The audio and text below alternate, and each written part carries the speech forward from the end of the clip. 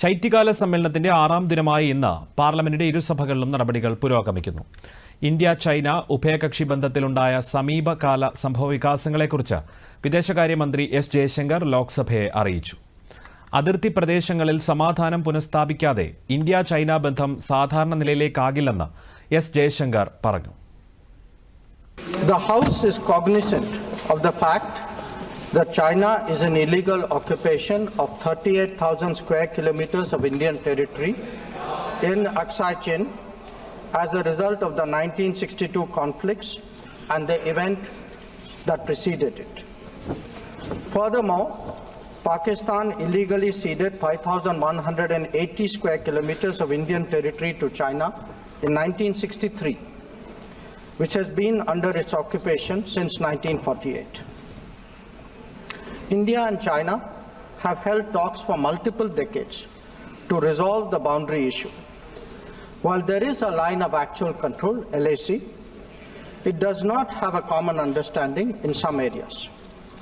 We remain committed to engaging with China through bilateral discussions to arrive at a fair, reasonable, and mutually acceptable framework for a boundary settlement. പ്രശ്നബാധിത പ്രദേശങ്ങളിൽ നിന്ന് പൂർണ്ണമായും പിന്മാറുക എന്നതിന് പ്രാധാന്യം നൽകിയെന്നും ആ ലക്ഷ്യം പൂർണ്ണമായും നിറവേറ്റാനായെന്നും എസ് ജയശങ്കർ ചൂണ്ടിക്കാട്ടി. 2020-ലുണ്ടായ പ്രശ്നങ്ങൾ ഇരു രാജ്യങ്ങളും തമ്മിലുണ്ടായ ഉഭയകക്ഷി ബന്ധത്തെ പ്രതികൂലമായി ബാധിച്ചുവെന്നും ദീർഘകാല സമാധാനത്തിനായി ഇടപെടലുകൾ ആവശ്യമാണെന്നും എസ് ജയശങ്കർ വ്യക്തമാക്കി. നേരത്തെ ഉത്തർപ്രദേശിലെ സംഭാലിലുണ്ടായ അക്രമത്തെക്കുറിച്ചുണ്ടായ ചർച്ചയ്ക്കിടെ പ്രതിപക്ഷം ബഹളം വെച്ചു. തുടർന്ന് പ്രതിപക്ഷ നേതാവ് രാഹുൽ ഗാന്ധിയുടെ നേതൃത്വത്തിൽ പ്രതിപക്ഷം വാക്കൌട്ട് നടത്തി.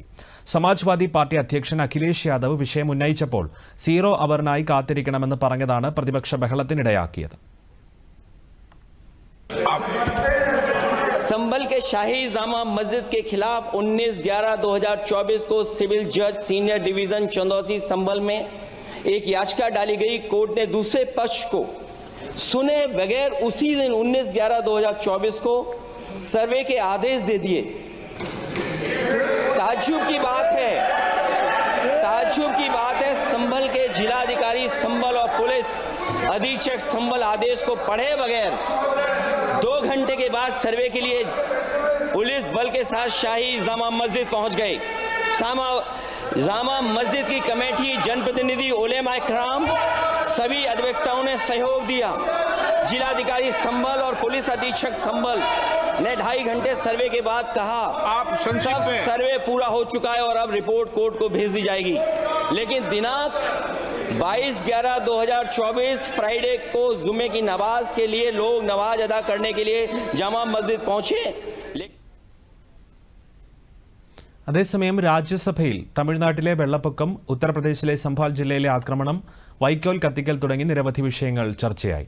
ഈ മാസം 13, 14 തീയതികളിൽ ലോക്സഭയും 16, 17 തീയതികളിൽ രാജ്യസഭയും ഭരണഘടനയെക്കുറിച്ച് ചർച്ച ചെയ്യുമെന്ന് പാർലമെന്ററി കാര്യമന്ത്രി കിരൺ റിജിജു രാജ്യസഭയിൽ അറിയിച്ചു.